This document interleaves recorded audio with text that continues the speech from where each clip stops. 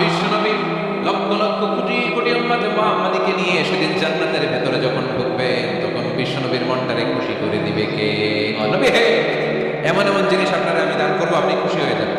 তার মানে মন খারাপ হলে নবীর মন ভালো করে কে? জোরে বলি গো, আমি কি আপনার ইয়াতিম পাই নাই? তারপরে আমি কি আপনার লালন পালনের ব্যবস্থা করি নাই? সুবহানাল্লাহ পড়েন। আমার নবী ইয়াতিম হয়ে বড় হয়েছে, জানেন? এতিম হয়ে লালিত পালিত হয়েছেন। তিনি যখন মায়ের পেটে বিশ্বনবীর বাবাকে নিয়ে গিয়ে তুলে নিয়েছে কে? 6 বছর বয়সে মাকে তুলে নিল কে? দাদা আব্দুল মুত্তালিবের কাছে লালিত পালিত হলেন। 8 বছর বয়সে দাদাকেও নিয়ে গেল কে? এরপরে ইয়াতিম নবী চাচার কাছে লালিত পালিত হলেন। সুবহানাল্লাহ পড়েন। এজন্য আল্লাহ বললেন, আলাম ইয়াজিদিকা ইয়াতীমান ফাআওয়া। নবী হে, আমি কি আপনার ইয়াতিম পাই নাই? আর আপনারে কি আমি আপনার চাচার কাছে লালন পালনের ব্যবস্থা করে দেই নাই? তো এই ছোট্টবেলায় আপনি ইয়াতিম, আপনারা দেখার কেউ নাই, তখন যদি আমি আপনারা সাহায্য করতে পারি, ওই আল্লাহ এখনো আসিরা নাই? বিপদের কালে আমার নবীরা সাহায্য করে উত্তরণের ব্যবস্থা করেছে, যে মুসলমানদের এই ক্রান্তি লগ্নে মুসলমানদের সংকট দূর করার জন্য আমার আল্লাহর রহমত আজও আছে না নাই? পরীক্ষা দিতে হবে, পরীক্ষায় পাশ করতে হবে।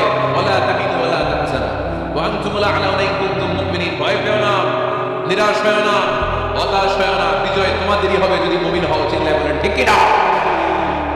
আলাম ইয়াজিদিকা ইয়াতীমান ফাআওয়া। নবী আপনার ইয়াতীম হিসেবে পেয়েছি, তখন আপনার আশ্রয় দিয়েছি। তারপরে আল্লাহ বললেন, ওয়া ওয়াজাদাকা দাল্লান ফাহাদা। আপনারে আমি দল্লান হিসেবে পেয়েছি, তারপরে রাস্তা দেখিয়েছি। আপনি রাস্তা খুঁজছিলেন।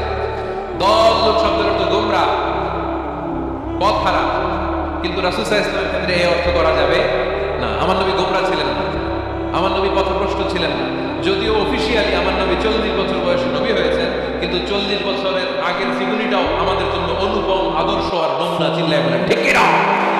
40 বছর আগেও নবী সত্য কথা বলতেন। 40 বছর আগে তিনি দান করতেন।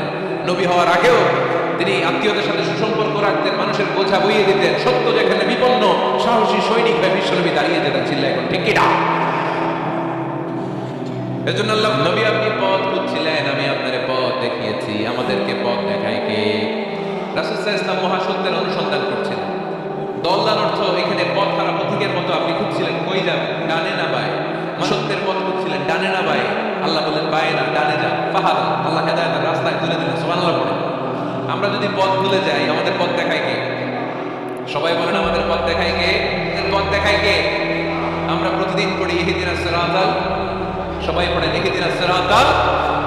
ও আল্লাহ, আমাদেরকে সরল সঠিক পথ দেখাও। আল্লাহ বললেন, নবী আপনাকে আমি পথ দেখিয়েছি। এরপর আল্লাহ বললেন, ও নবী আপনি ছিলেন নিঃস্ব, আপনার টাকা পয়সা ছিল না।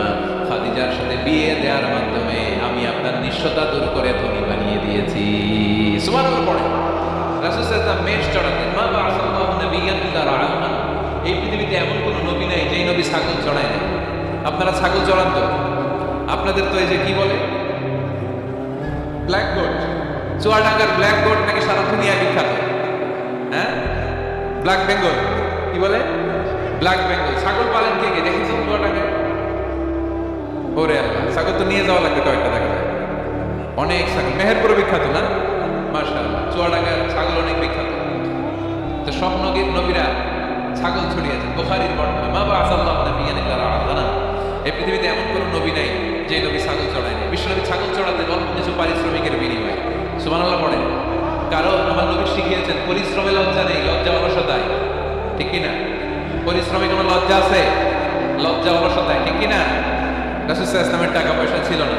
আম্মাজান খাদিজাতুল কুবরা রাদিয়াল্লাহু তাআলা আনহার সাথে যখন বিয়ে হলো, বিয়ের পরে ধনাঢ্য মহিয়সী নারী বললেন, ইয়া রাসূলুল্লাহ, আমার সম্পদের দরকার নাই, আমি আপনারে পেয়েছি, আপনারে পেয়ে আমি খুশি।